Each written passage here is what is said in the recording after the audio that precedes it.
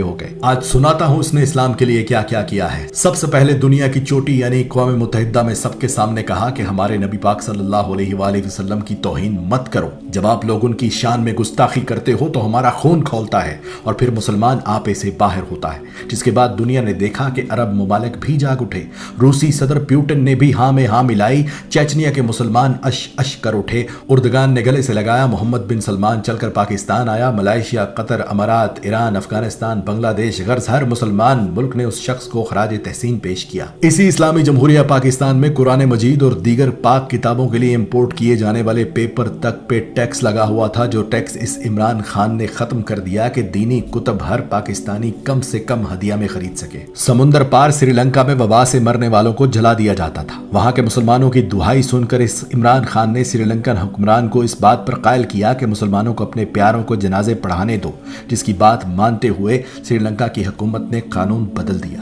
سرور کائنات کی ولادت پر درود و ذکر مصطفیٰ اور اسمبلیوں میں چراغاں کر کے اس وطن کی فضاؤں کو حضور کے ذکر سے معطر کر دیا۔ رحمت للعالمین اکیڈمی بنا دی کہ جس میں علماء اکرام کو شامل کیا اور کہا اس قوم کے بچوں کو نبی پاک صلی اللہ علیہ وآلہ وسلم کی زندگی پر چلنا سکھائیں۔ اسکولوں، کالجوں، یونیورسٹیوں میں قرآن پاک اردو میں پڑھنا لازم قرار دے دیا کہ اس کے بغیر ڈگری بھی نہیں دی جائے گی۔ ایاک نعبد و ایاک نستعین کا ورد کرنے والے اس عمران خان کا چرچا پوری دنیا کے میڈیا پر ہوا کہ اس دنیا میں ایک مسلمان لیڈر ایسا بھی ہے جو جب مدینہ پہنچتا ہے تو تعظیم میں مدینے کی مٹی پر جوتا تک نہیں پہنتا۔ ہاتھوں میں تسبیح، زبان پر درود پاک، جسم پر قومی لباس، پر اعتماد چہرہ، جس ملک بھی گیا رستے بھی گواہی دینے لگے کہ کوئی مسلمان لیڈر آیا ہے۔ واحد لیڈر جو اسلام کے قانون کو مانتے ہوئے فوراً عدالت میں پیش ہوا کہ اگر حاکم وقت کو بھی قاضی بلائے تو قاضی کے سامنے پیش ہونا ہے۔ بھارت کی طرف سے دوستی اور تجارت بڑھانے کا خط آیا تو بھارتی منافقت اور دوہرے معیار پر یہ کہہ کر انکار کر دیا کہ جب تک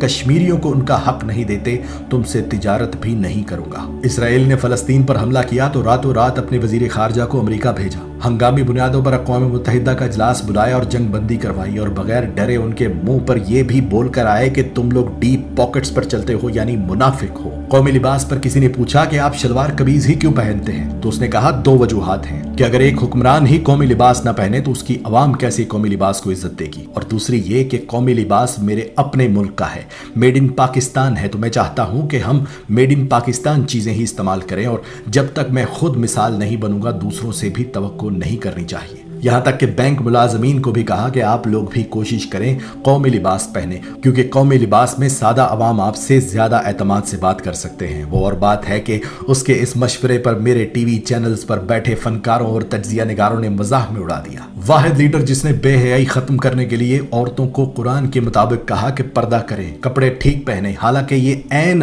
حکم قرآن ہے کہ اپنی عورتوں سے کہہ دو کہ جب باہر نکلے تو اپنا جسم ڈھانپ لیں، مگر اس مشورے پر بھی میرے میڈیا سمیت اپوزیشن اور تمام علماء اکرام میں سے بھی کوئی اس کی حمایت کو نہ آیا اور وہ مشورہ بھی مزاح میں اڑا دیا گیا۔